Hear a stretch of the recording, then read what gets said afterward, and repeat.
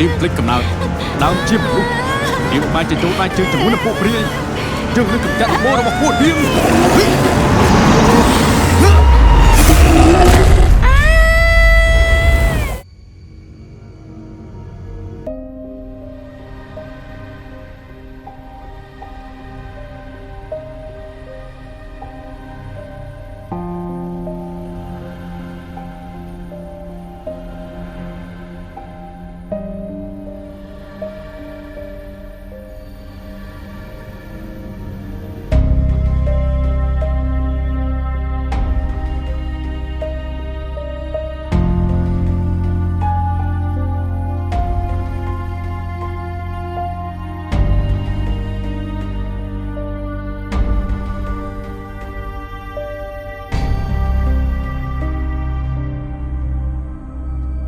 ស្រមោលខ្មៅ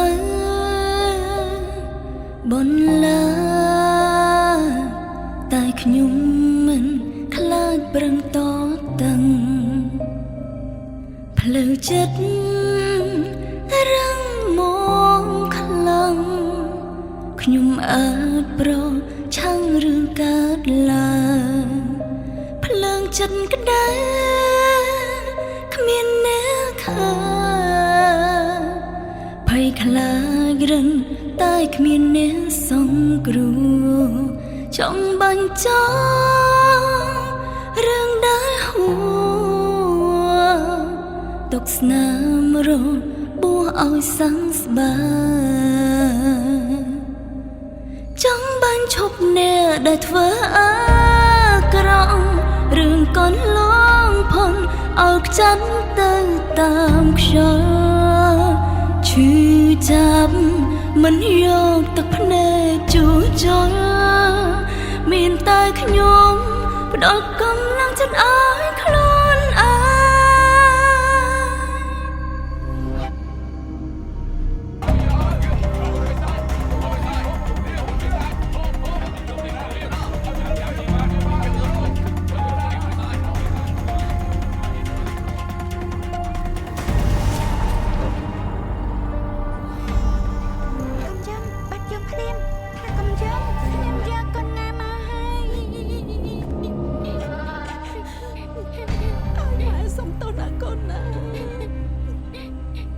ស្រមោលខ្មៅ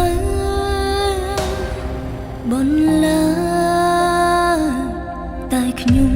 មិនខ្លាចប្រឹងតតឹងផ្លូវចិត្តរឹងមកខ្លាំងខ្ញុំអាចប្រឆាំងរឿងកើតឡើងតែក្មេងនេះព្រោះវាមានអាគមក្តៅមិនអាចសម្រាប់វាបានទេគ្មានតែសម្រាប់ឪពុក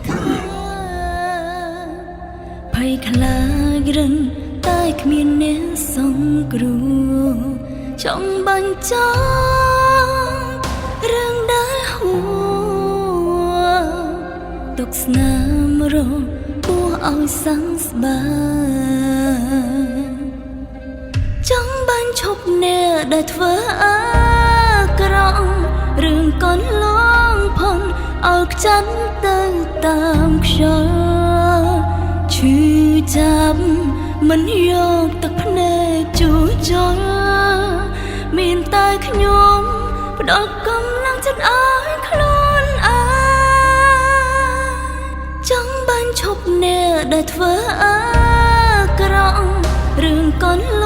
ងផុនឲ្យខ្ចាត់ទៅតាមខ្យល់ឈឺចាប់មិនយកទឹកភ្នែកជួចលមានតែខ្ញុំផ្ដោតកម្លាំងចិត្តឲ្យ